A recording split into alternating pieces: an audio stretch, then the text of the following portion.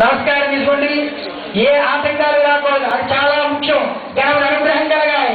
మీ అందరికీ కూడా ఇంట్లో శుభకార్యాలు చేయాలి, వివాహాలు, ఇల్లు కట్టుకోవాలి, అన్ని కలగాలంటే మీ అనుగ్రహం ఉండాలి.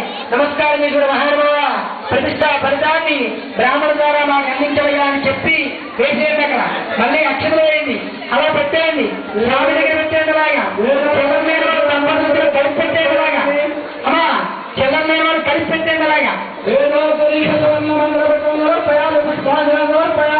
కాళేశ్వరరావు గారు చెప్పండి.